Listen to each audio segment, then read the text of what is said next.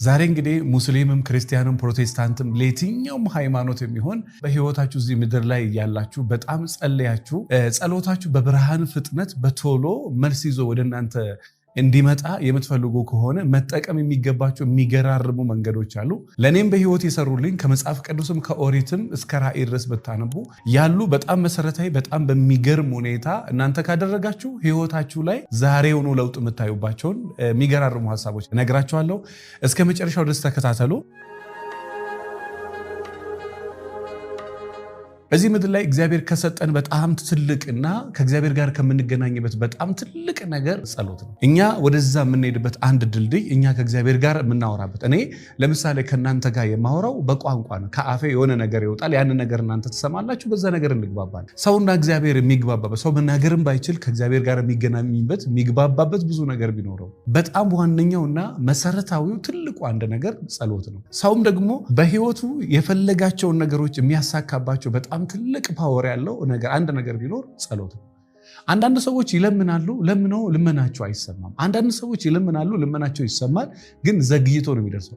አንዳንድ ሰዎች ይለምናሉ፣ ልመናቸው መልስ ሲያጣ በቃ እግዚአብሔር የለም እዚህ ምድር ላይ ብለው በቃ ሃይማኖታቸው ለቀቅ ያሉ ሰዎች ይኖራሉ። አንዳንድ ሰዎች ደግሞ 50-50 በቃ ያምናሉም አያምኑም፣ በጣም ይጸልያሉም አይጸልዩም። አንዳንዶቹ በጣም ሲሪየስ ሆኖ ይጸልያሉ፣ መልስ ቢያገኙም ባያገኙም የየዕለት ቀናቸው የየዕለት ውሏቸው ስራቸው ሰላም ስለሆነ ቀኔን እግዚአብሔር ከባረከው በቂ ነው ብለው ይኖራሉ።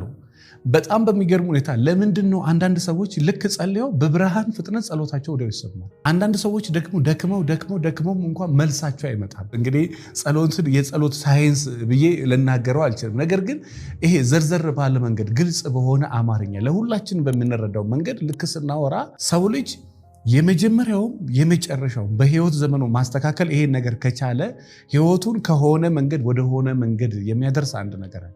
እሱ ምንድነው? እሱ እናንተም በተለይ በህይወታችሁ አንቺም ይሁን አንተ እናንተም ሁኑ በጋራ በጸሎት ህይወታችሁ የፈለጋችሁትን ነገር በብርሃን ፍጥነት ማግኘት ከፈለጋችሁ ለምሳሌ ወለጋ የሚያስኬድ መንገድ ካለ ቀጥታ መንገዱ ከዚህ ወለጋ ቤት በኩል እንደሆነ ይታወቃል። አንተ ግን ኢንዳይሬክት በቃ አቋራጭ ነው ብለህ የምትሄዳቸው መንገዶች ወይ ደግሞ ፈጠንኩ ብለህ የምትሄደው መንገድ ላይ አንተን ሊያስቀር ይችላል። እንደምታዩት ነው ይሄ ዘመን መንገዶች በፊት ገረጋንቲ ፒስታ ነበረ፣ ለምቾት አሁን አስፋልት ሆኗል። ስልጣኔ ጥሩ ነው። አስፋልቱ ግን አደጋውን አላስቀረው። በጣም ይፈጥናል። በዛው መጠን የሰዎች የመሞት እድላቸው በጣም በፊት ፒስታ ነው፣ ያን ያህል አይፈጥኑም፣ ያን ያህልም አደጋ የለም፣ ምቾትም የለው።